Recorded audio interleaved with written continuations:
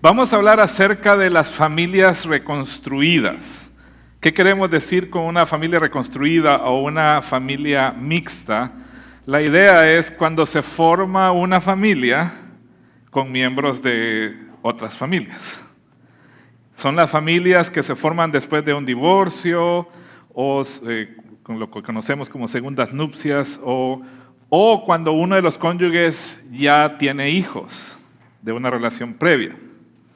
O cuando un padre o una madre soltera se casan, o cuando por diferentes circunstancias los cónyuges traen hijos de otras uniones.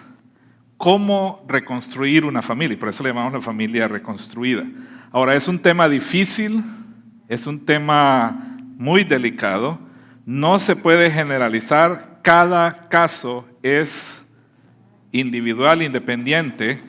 Y quisiera decir eso porque aún el lenguaje que usamos para referirnos a ese tipo de relaciones suena un poquito despectivo. Ahora, yo sé, esas son las palabras que tiene el español, pero se oye feo, por ejemplo, decir padrastro, madrastra, hermanastro. Esas son las palabras en el diccionario, pero suenan pesadas, ¿no?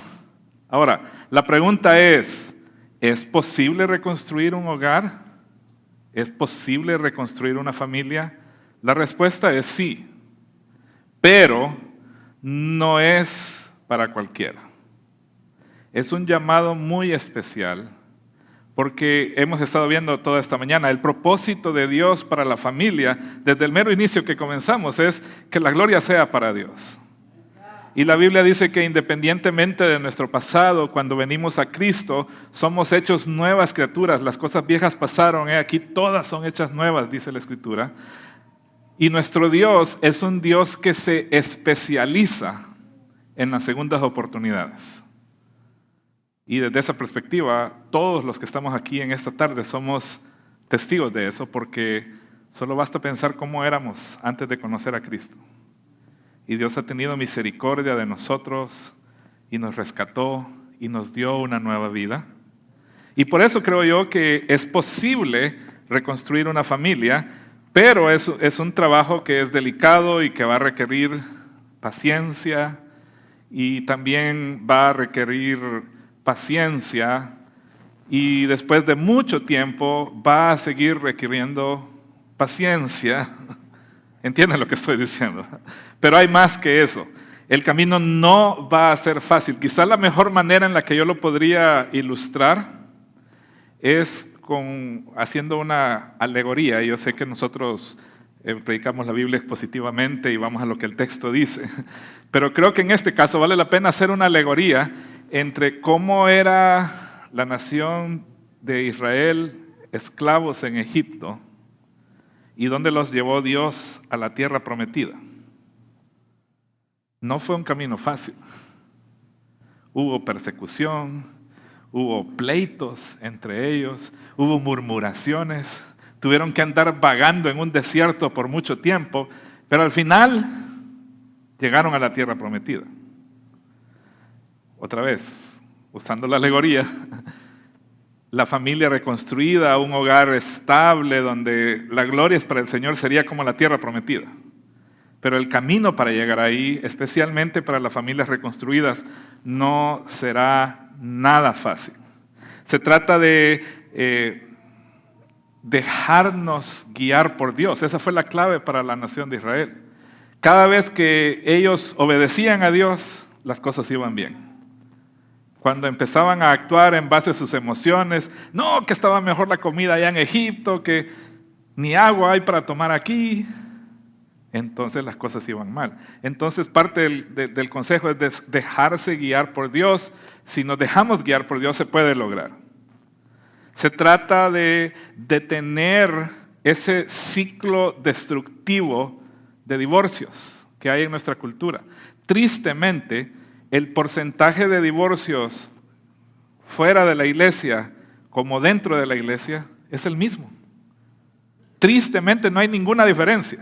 El mismo número de gente que no conoce a Cristo se divorcia de los que sí conocen a Cristo. Y yo creo que en parte es porque no hemos aprendido algunos principios claves de la Escritura. Se trata de crear un medio ambiente donde los niños, que muchas veces son las víctimas silenciosas de los hogares quebrantados, puedan crecer y florecer y sanar sus heridas. Entonces, esto es lo que yo quisiera hacer en los pocos minutos que tengo con ustedes. Cuando una pareja viene a mi oficina en la iglesia y me dice, pastor, queremos que nos case, el único requisito que yo les pongo, antes de decirles sí los voy a casar, es, tienen que estar en por lo menos 6 sesiones de consejería conmigo, antes de que yo diga si sí lo voy a casar o no lo voy a casar. Y normalmente, pues, las parejas que es su primer matrimonio están dispuestos a hacer eso, pero no sé por qué las parejas que vienen de hogares, de matrimonios quebrantados, como que piensan, no, yo ya sé todo eso, no necesita decirme nada. Lo que yo quiero es que me case. Y mi respuesta es, lo siento, pero no puedo hacerlo. Porque, en cierta medida, es mucho más difícil. Y creo que hay virtudes que se deben desarrollar en el carácter de cada uno de los cónyuges, que son las únicas que van a hacer posible que el hogar, que el matrimonio, que la familia pueda ser reconstruida.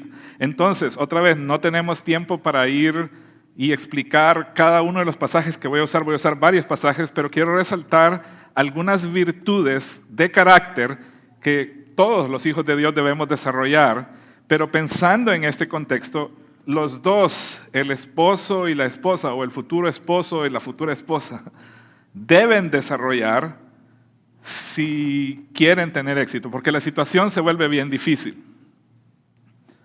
Imagínense que está Juan, que su primer matrimonio fracasó, fue transformado por Cristo y ahora está caminando una nueva vida. Pero Juan tiene 3 hijos. Uno ya es adulto, uno es adolescente y el otro tendrá como unos 10 años. Por el otro lado está Juana, que tuvo un matrimonio muy difícil, fue abusada, sufrió, y ella tiene un niño.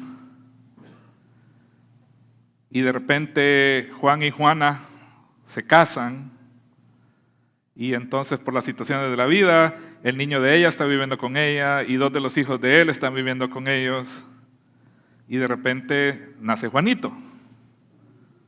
Y entonces ahora hay hermanos que son de 3 familias diferentes. Ahora, esta es una situación hipotética, pero les puedo garantizar que ustedes conocen algún hogar así. ¿Cómo se dan esas relaciones entre los padres adoptados, diría yo, y los niños que tienen otros padres afuera? Y si los padres en el asunto del divorcio tienen custodia compartida, hay una época en la que, o unos días en los que los hijos tienen que estar con el otro papá. Y entonces el problema es que, aunque aquí estemos haciendo bien y tengamos nuestro devocional familiar y estamos creciendo, el otro allá, el otro día en mi vecindario, mi esposa se asustó y quería que llamara a la policía porque estaba un hombre caminando en la calle de enfrente, gritando a todo pulmón e insultando a su ex esposa. Y él se miraba que estaba, no sé si drogado o borracho, pero lo que le estaba gritando era: esta es mi semana de tener a los niños y cuando yo los tengo, yo hago lo que yo quiera y no me lo puedes impedir. ¿Cómo manejar esas situaciones? Eso es lo difícil en una familia reconstruida. Y por eso digo, estas virtudes son clave, porque el padre de esa familia quizá no es realista que espere que los hijos de su esposa lo vayan a llamar papá a él. No tienen por qué. Y entonces, ¿cómo se van a relacionar? O puede ser que uno tenga una manera de educar a los hijos y el otro cónyuge es diferente y después hay conflictos. ¿Cómo manejar todo eso? Esa es la complejidad. Por eso digo que no es para el más débil de corazón, sino que estas aventuras que creo que Dios puede usar para que su luz brille en medio de nuestras comunidades, requieren la mayor madurez espiritual en los dos cónyuges. Y entonces tenemos que desarrollar virtudes como estas. Miren lo que dice Colosenses capítulo 3, versículos 5 al 10. Por tanto, consideren los miembros de su cuerpo terrenal como muertos a la fornicación, la impureza, las pasiones, los malos deseos y la avaricia, que es idolatría. Pues la ira de Dios vendrá sobre los hijos de desobediencia por causa de estas cosas, en las cuales ustedes también anduvieron en otro tiempo cuando vivían en ellas. Pero ahora desechen también todo esto: ira, enojo, malicia, insultos, lenguaje ofensivo de su boca. Dejen de mentirse los unos a los otros, puesto que han desechado al viejo hombre con sus malos hábitos y se han vestido del nuevo hombre, el cual se va renovando hacia un verdadero conocimiento conforme a la imagen de aquel que lo creó. Y otra vez, cualquiera que haya sido la situación del pasado, cada cónyuge viene con experiencias, viene con heridas, viene con malas experiencias que hay que evitar replicar. Y por eso es que la exhortación del apóstol es: dejen todo eso, y especialmente en el versículo 8, ira, enojo, malicia, insultos, lenguaje ofensivo de su boca. Dejen de mentirse los unos a los otros. Y aquí pensemos en la pareja. Por el contrario, dice, deberíamos estar renovándonos. El problema es que cuando hay traumas del pasado y vemos que la otra persona, a veces inocentemente, dice una palabra que es como un trigger, dice, de la experiencia pasada, el otro empieza a pensar: va a ser igualito. Y entonces ya empieza el conflicto y ya no hay manera de que se pueda solucionar. Entonces, por eso se requiere, como dije al inicio, mucha paciencia. Ahí mismo en Colosenses, capítulo 3, versículos 12 al 14. Entonces ustedes, como escogidos de Dios, santos y amados, revístanse, y estas son las virtudes que debe haber en ese matrimonio: tierna compasión, bondad, humildad, mansedumbre y paciencia, soportándose unos a otros y perdonándose unos a otros. Si alguien tiene queja contra otro, como Cristo los perdonó, así también háganlo ustedes. Sobre todas estas cosas, vístanse de amor, que es el vínculo de la unidad. Y entonces, eso requiere que cuando hay diferencias o cuando el niño viene y le dice al esposo de su mamá: tú no eres mi papá, ¿cómo reaccionar? Ahí dice el versículo: revístanse de compasión, bondad, humildad, mansedumbre, paciencia. Y lo mismo puede pasar en el caso contrario. Pero al final dice que lo que va a unir es el amor. Y por eso en el famoso pasaje del amor, en el 1 Corintios capítulo 13, que en realidad está hablando de los dones espirituales, pero ahí en medio está este pasaje, dice: el verdadero amor es paciente, es bondadoso. Otra vez la paciencia, no sé por qué, ¿verdad? El amor no tiene envidia, el amor no es jactancioso, no es arrogante, no se porta indecorosamente, no busca lo suyo, no se irrita, no toma en cuenta el mal recibido. Son las cosas que a veces nos olvida, ¿verdad? Porque una de las frases que más he oído es: te perdono, pero no lo voy a olvidar. Te perdono, pero estamos pensando: cuando yo tenga la oportunidad me voy a desquitar. El otro día tenemos un club en una escuela pública ahí de mi iglesia y estaba hablando de la historia de José con los niños, cómo sus hermanos lo vendieron, y ahí habían hermanastros, lo vendieron como esclavo, etc. Y al final de la historia, cuando José se da a conocer a sus hermanos y le pregunta a los niños: ¿qué creen ustedes con todo lo malo que le hicieron sus hermanos a José? ¿Qué cree que José le va a hacer a sus hermanos? Y uno de los niños me gritó: que los mate. Porque esa es la respuesta natural del ser humano. Pero lo que la Biblia nos manda a nosotros: no tomar en cuenta el mal recibido. todo lo sufre. Bueno, el amor no se regocija de la injusticia, sino que se alegra con la verdad, todo lo sufre, todo lo cree, todo lo espera, todo lo soporta. El amor nunca deja de ser. Y luego habla que los dones van a desaparecer, pero el amor va a permanecer. Y entonces otra vez, manifestar estas virtudes requiere mucha madurez espiritual, mucho depender de Dios, mucho saber quiénes somos en Cristo. Uno de los pasajes que más me ha impresionado es Juan capítulo 13, el pasaje donde Jesús le lava los pies a sus discípulos. Y al final Jesús les dice a sus discípulos, se dieron cuenta de lo que les dice, ¿verdad? Yo que soy el Maestro y el Señor, hice esto por ustedes. Ahora, yo siempre he pensado, bueno, si el Maestro lo hizo, pues cuánto más nosotros. Pero hay al inicio de ese pasaje en Juan capítulo 13, por lo menos 3 cosas. Dice que Jesús sabía que ya iba al Padre, que había salido del Padre y al Padre iba. Había amado a los suyos, dice, y los amó hasta el fin. Y sabía que Dios le había dado toda autoridad y que le había puesto todo bajo sus pies. Y entonces, dice, se ciñó una toalla y empezó a lavarle los pies a los discípulos. Porque creo que si se trata de servir sacrificialmente, eso es lo que nosotros deberíamos saber. Este mundo no es nuestro hogar. Nosotros tenemos una morada. Nuestra verdadera morada está en el cielo. También la Biblia nos manda que debemos amarnos los unos a los otros. Y también la Biblia nos dice quiénes somos nosotros. Este mundo asigna valor por lo que tú tienes, por lo que tú haces y por lo que otros dicen de ti.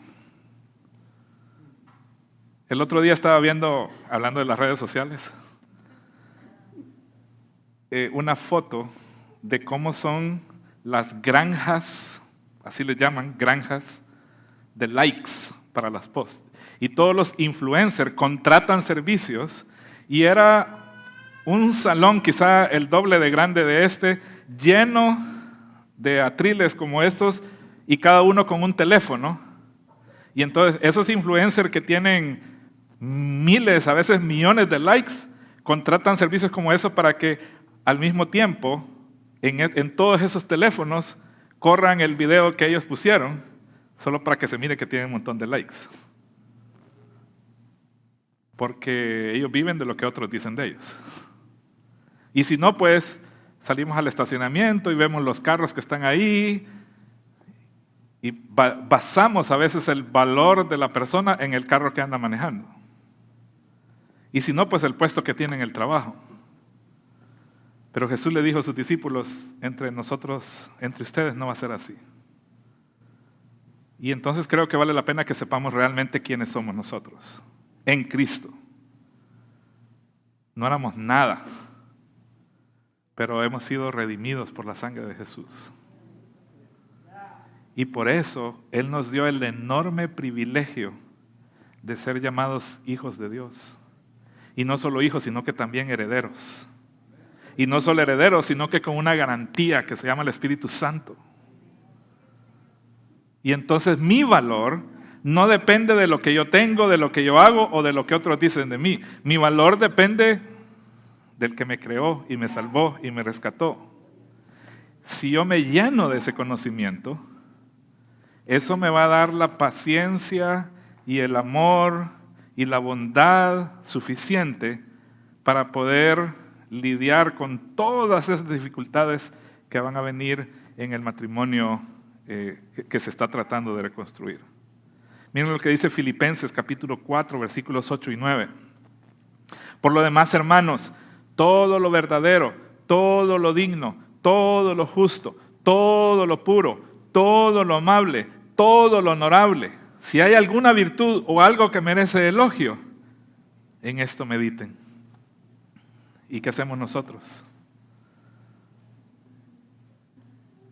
Se fue hace 8 horas y no me ha avisado dónde anda. A saber qué estará haciendo.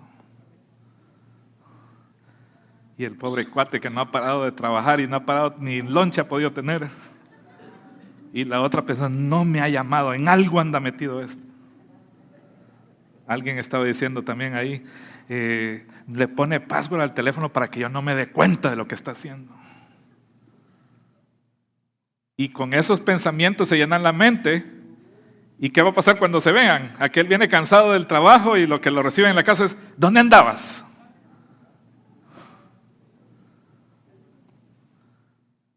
Todo lo que es verdadero, todo lo digno, todo lo justo, ¿Sabe qué, hermana?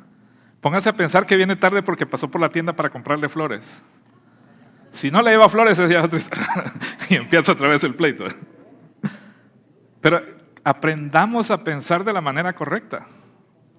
Pensemos lo mejor.